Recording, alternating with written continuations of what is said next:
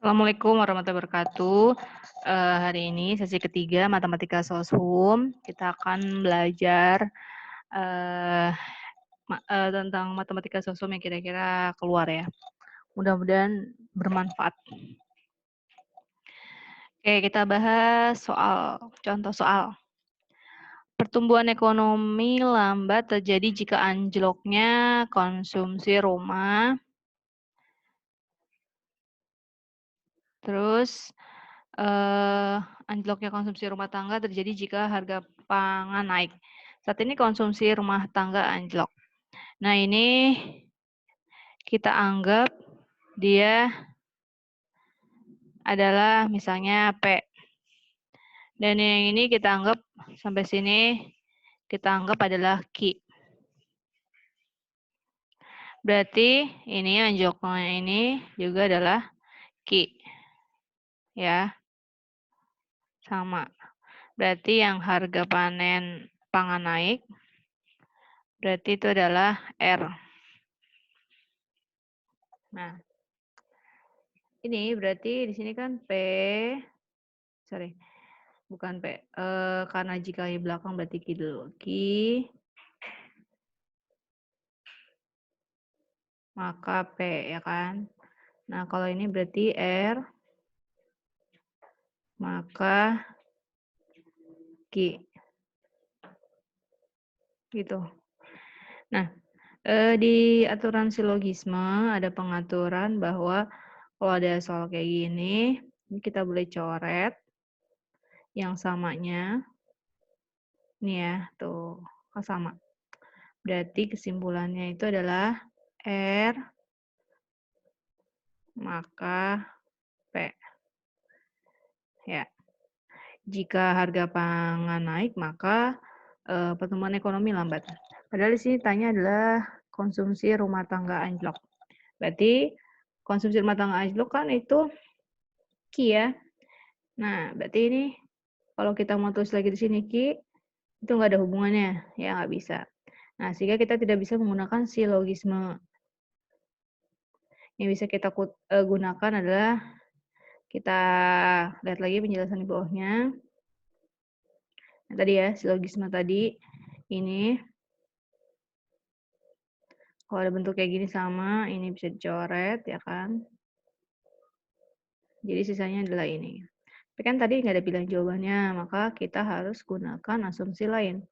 Nah, asumsi lain ini.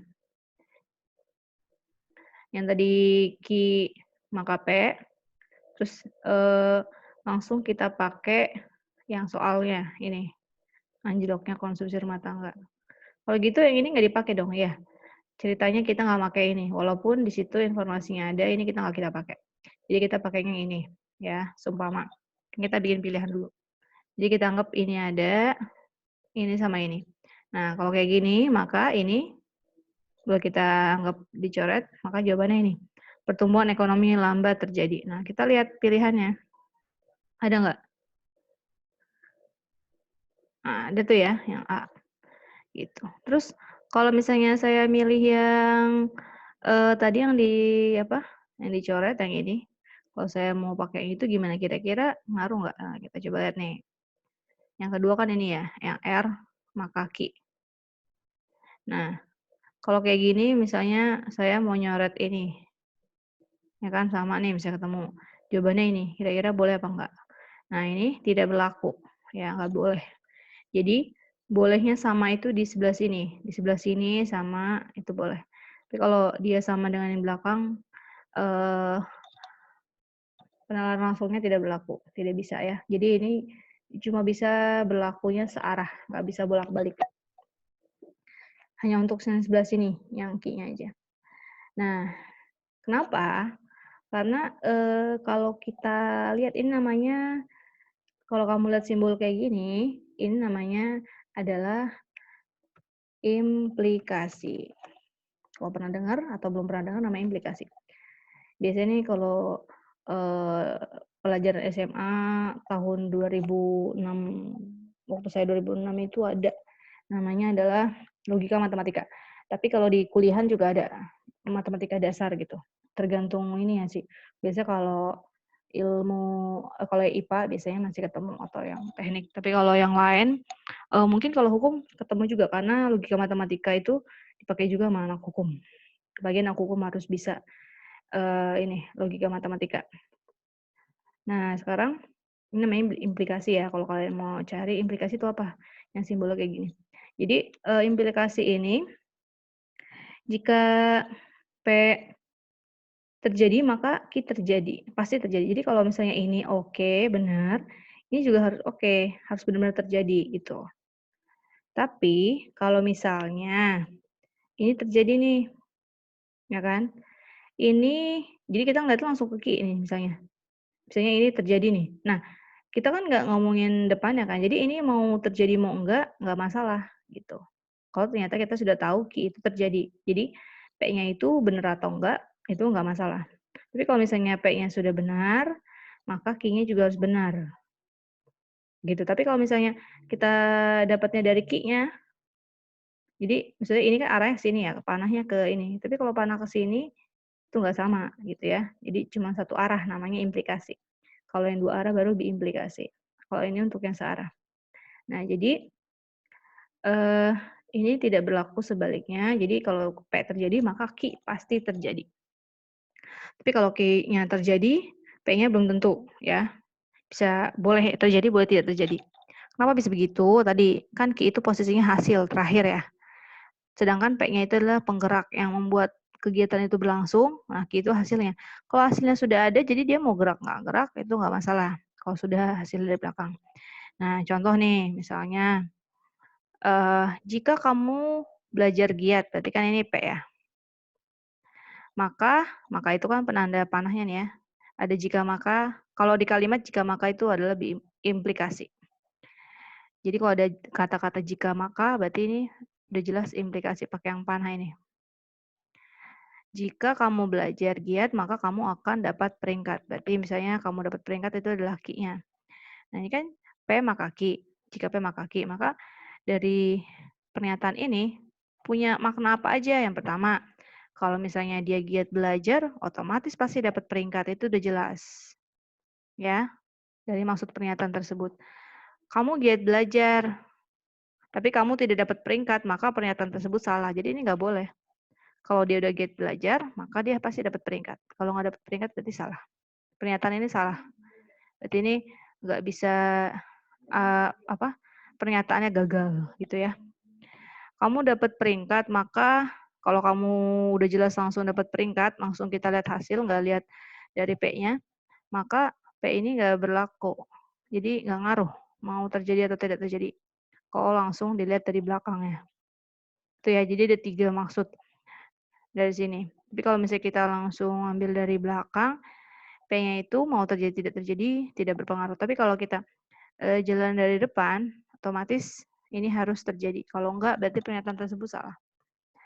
Nah, coba saya kasih pernyataan lagi. Nah, kira-kira kalau ini jawabannya apa maksudnya? Coba boleh silakan ditulis di kertas atau dijawab. Saya kasih waktu 10 detik.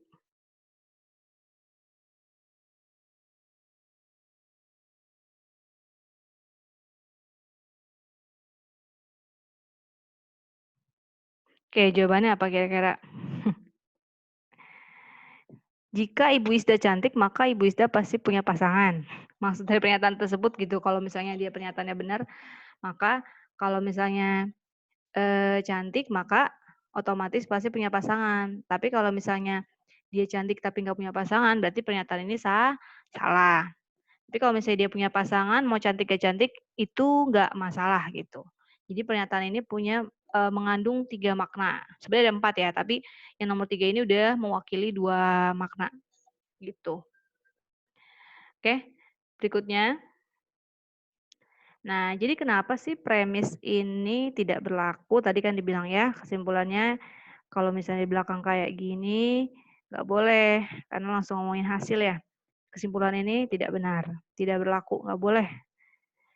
Nah, jadi ini juga nggak ada ini sih, memang nggak ada aturannya, nggak ada aturan seperti ini. Nah, jadi yang itu tidak berlaku ya, perlu diingat baik-baik. Nah, sekarang oke, ada 5 soal yang akan diberikan, coba kalian jawab, nanti jawabnya langsung upload di tempatnya ya, di daringnya. Silakan kamu jawab, waktunya, saya kasih kesempatan misalnya kita ada 5 soal berarti, 20 menit deh, harusnya sih nggak usah 20 menit ya, 15 menit. Nah, soalnya sebagai berikut ya.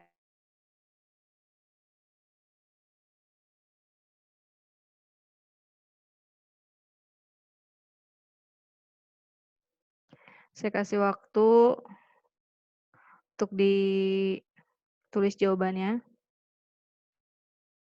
pakai cara yang kayak tadi juga boleh. Waktunya nggak usah lama-lama kayak gini harusnya cepet ya. Apalagi kalau ada yang mau masuk stan harus kalau soal kayak gini banyak nih.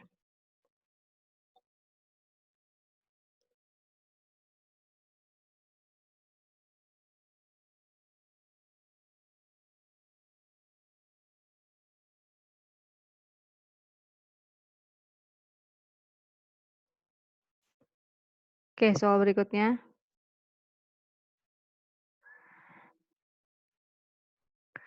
Oke. Nah, kira-kira jawabannya apa tadi? Udah jawab belum? Belum. Oke, tadi kita sebut dia oh, sorry sorry. Hmm, hmm, hmm, hmm, hmm. Oke, sorry. Oke, jadi kita tadi ini, ya kan? Ini contoh yang kedua ya. Oke, jadi ini kita anggap sorry, sampai sini kita anggap P, ini kita anggap Q, komanya ini pembandingnya. Fluktuasi terjadi, berarti ini adalah Q ya. Daya beli menurun, itu adalah R. Di sini bilang fluktuasi tidak terjadi. Oke, ini ada kata tidak. Apa sih maksud kata tidak? Tidak itu berarti menandakan dia negasi. Negasi itu apa? Coba kita ada pembahasannya nih. Ya. Negasi, negasi itu kebalikan. Ada kata tidak menandakan dia pakai negasi. Ada simbolnya nih kayak gini simbolnya ya. Kayak gini simbolnya yang ada negasinya. Terus negasi ini jadi misalnya jika P maka Q itu ada simbol negasinya tapi nilainya sama. Ini sama ini punya makna yang sama, yaitu dengan mengubah pernyataan menjadi negasi Q maka negasi P. Contoh nih, misalnya saya ambil lagi mana? Nah ini misalnya, jika tata niaga buruk, maka fluktuasi terjadi. Maka kalau misalnya saya ganti bentuknya menjadi seperti ini,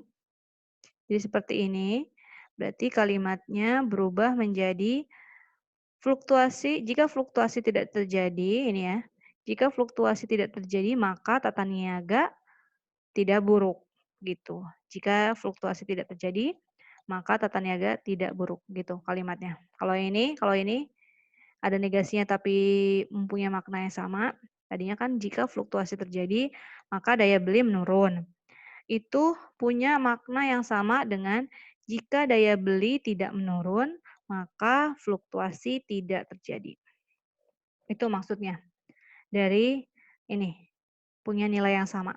Nah, jadi sekarang kita mau gimana nih? Nah, karena di pernyataan pertama itu P maka Q, pernyataan kedua Q maka R.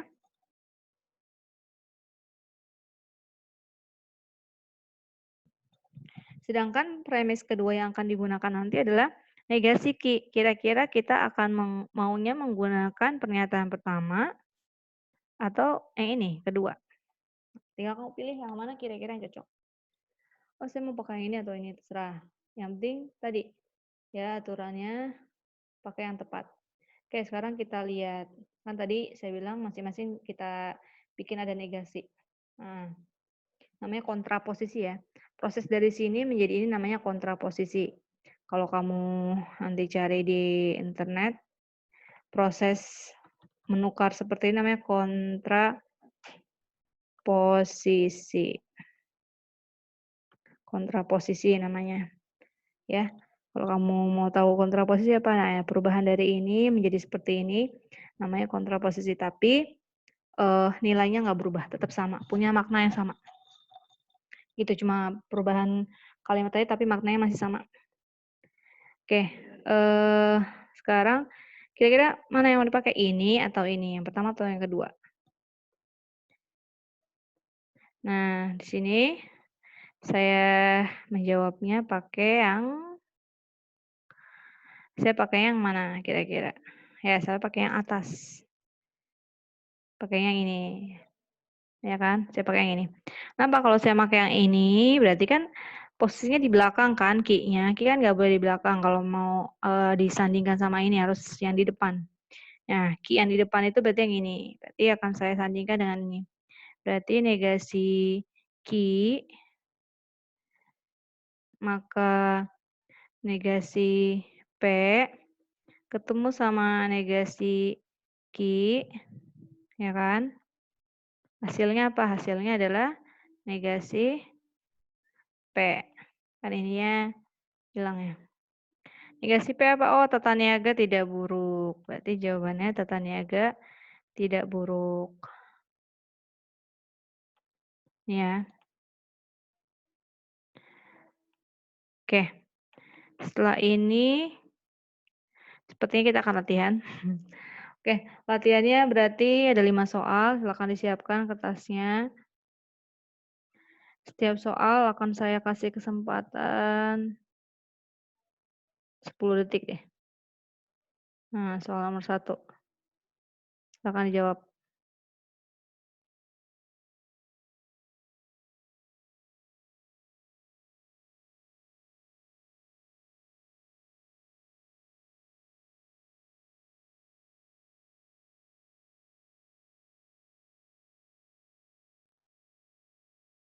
Oke, soal berikutnya.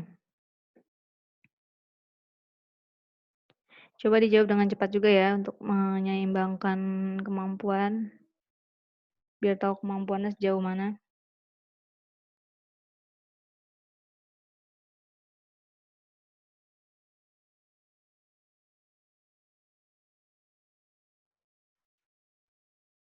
Soal nomor 3.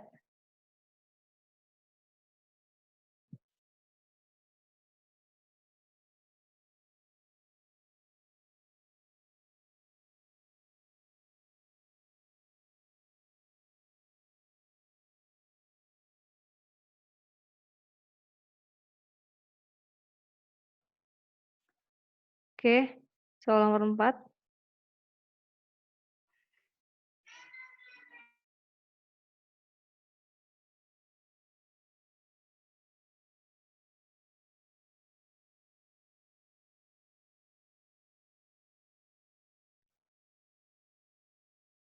Soal nomor 5.